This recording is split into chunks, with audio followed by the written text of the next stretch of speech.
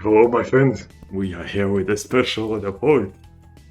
So, it seems like Comtos has done a blunder once again, and we have info about the 3 new Lightning Emperors that are coming out in September. They did mention that it will not come out this week, so it will most likely be the first week of September, whenever the Thursday rolls around and we get the maintenance, right? But they are releasing the Wind, Light, and Dark Lightning Emperors during that patch, most likely. And unfortunately, for them at least, they have added the monster info to the forum page, right? They haven't removed it now, but thanks to some Discord members, they actually managed to quickly capture at least the passive as well as both active skills. Unfortunately, it looks like we do not have the info about ultimates, right? But we do have the regular abilities at least. So we can look at those. So first of all, the wind one. So this is gonna be the passive essentially, right? Acquiring knowledge. Grants energy of wind whenever beneficial effects are granted to itself or when beneficial effects are successfully stolen. So just like predicted, just like in Sky Arena, right? Either you get a buff or the enemy, like you steal a debuff from the enemy. The target's defense will be penetrated based on the energy of wind level and casts additional lightning attacks with certain chance with each attack. Grants the energy of wind additionally whenever weak point is activated. This is a weak point, potentially mage, right? I'm not sure about the type, but potentially a mage, I think, at least based on how they were working in Sky Arena, at least, right? Like a very high damage burst mage. So it looks like the defense penetration will be scaling, right? Either 1 to 5 or 1 to 10 based on energy of wind. So yeah, you're gonna be looking to bring very buff heavy teams. The thing is, I think buffs only count the actual buffs. Stuff like the light ray 80 field and stuff like that, right? I don't think they are considered buffs. So you'll actually need to stack up stuff like attack up, defense up, all of that. I think unremovable buffs work as well. It's just the buffs that aren't actually considered like default buffs won't work. But yeah, looks like you will need to stack with buffs. It will have defense penetration on both abilities presumably because this is a passive. And it will also be weak point. So yeah, it's gonna be interesting. Now for the main 2 skills. So the first skill, 24 seconds, so most likely gonna be a 4 mana ability. Attacks the enemy target and enemies nearby the target, grants attack down and steals target's beneficial effect with a certain chance with each hit. So 1 beneficial effect, but it is a multi-hit, so he can potentially get several stacks. Additionally grants mana regen speed up to the team summoner whenever a beneficial effect is stolen. This is a stripper on 4 mana that can cycle mana even more because he gets mana regen after stealing. That is sick. I love that. And third skill or second skill, whatever, looks like 3 mana since 18 seconds. Attacks the enemy target and enemies nearby the target 3 times and additionally attacks a single target with low HP 3 times. Damage dealt on a boss will be greatly increased and the damage will be increased additionally based on the energy of wind level. Consumes all energy of wind when casting. So this looks like it's gonna be like the main niche that he had in Sky Arena, right? Where if he has a lot of stacks, he'll consume them, but he will deal more damage. The problem is, because his defense penetration scales with the energy of wind, right? Maybe you won't even want to get rid of those, right? So potentially it could be a unit that only uses the first skill, because on the first skill, you keep stripping, you keep stacking mana. Because you are stripping, you will be able to use those skills more and more often, right? And you will not be able to lose the energy of wind, unlike you would with the second skill. So unless the damage is like absolutely massive one-shot potential, he might just be a unit that you only use the first skill of, and whenever you use the second one, it might get like worse, right?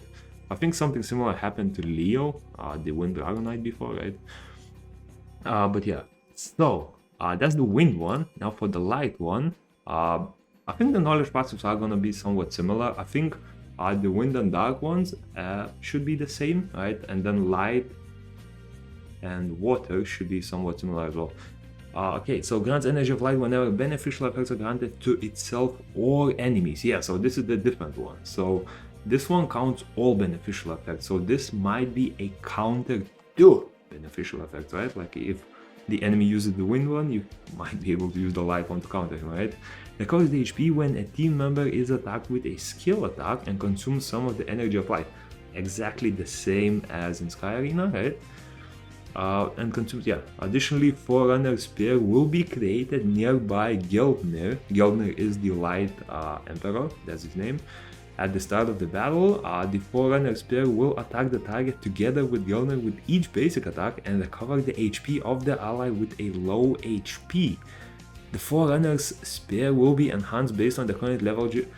So it looks like it's some sort of like an empowered basic attack. I'm guessing it's gonna work on basic attacks, right?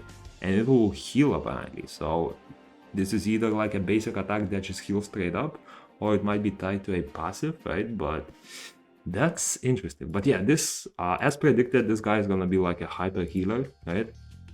And now for the regular skills, the first one is 30 seconds, so that's most likely 5 mana, and the second one is 36, so that's most likely 6 mana. Attacks the enemy target and the enemies nearby the target and steals target's beneficial effect with a certain chance. Additionally, recovers the HP of the ally with lowest HP, with low HP whenever a beneficial effect is stolen successfully. Okay, so again, a stripper, but instead of I forgot what the wind one does.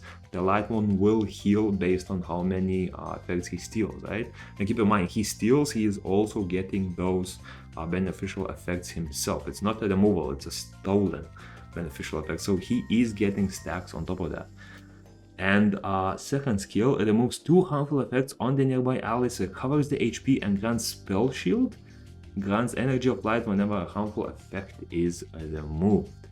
So here gets stacks based on how many debuffs he cleanses, HP heal and spell shield.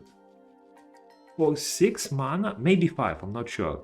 It's a bit like excessive for the cost, right? But the healing has to be massive, right? I'm predicting like at least 50% minimum, right? On at least that skill cooldown. So yeah, this guy pretty much stripper plus super insane hyper support healer, right? And now the dark one. So the passive grants energy of dark whenever beneficial effects are granted to itself or when beneficial effects are successfully stolen. So same as the wind one. There's basically like offensive knowledge stacking and then defensive knowledge stacking, right? So like the light and the water one will most likely have defensive stacking where you get stacks based on buffs on you and on enemies. And offensive stacks will be where you get stacks based on buffs on you and the buffs that you take from others, right? The target's defense will be penetrated based on the energy of dark level and cast additional lightning attacks with a certain chance, which each attack grants the energy of dark additionally whenever weak point is activated. Looks like dark one is a weak point as well, potentially. Enters the complete dark state when the energy of dark reaches the max level or when the team member is defeated and increases damage dealt, decreases damage taken, and gains immunity against CC effect during the duration. Okay. Yeah, so he just becomes like Super Saiyan mode, right? For a while. No clue about the durations, anything like that, but yeah. And keep in mind, both of them are weak points, so they're essentially like a counter to the whole critical resistance meta, right? And now for the skills. So the first skill, 30-second cooldown, so that might be either a 4 or 5 mana skill.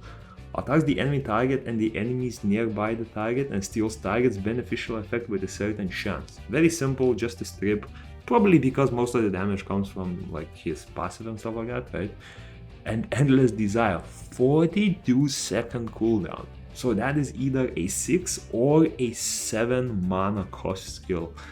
Attacks the enemy target and the enemies nearby the target 3 times and grants attack down and defense down. Grants attack up and defense up to itself whenever attack down and defense down is granted successfully.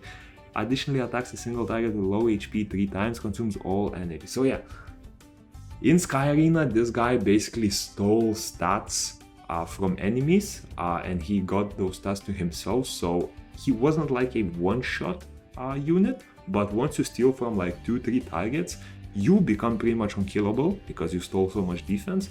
You have massive damage because you stole a bunch of attack, and you have lowered the enemy defense so much that you're gonna pretty much one-shot them after a while, right? Let me just read it. The passive grants energy of dark whenever beneficial. Yeah, so he stacks energy. The target's defense will be penetrated based. So yeah, like you stack energy of dark, you do a hit, it penetrates. Yeah, it penetrates the target's defense. And grants energy of like weak point. Have to not forget that. So you don't even need to build the damage on him potentially. Energy. Oh yeah, he goes into the state. So that like increases damage dealt, decreases damage taken. Like he's gonna be an absolute unit when he's in that state, I think. So yeah, that's the 3 units that we have. We haven't received info about the fire and water ones yet, unfortunately. But yeah, hope you enjoy. Let me know your thoughts about these units, and peace.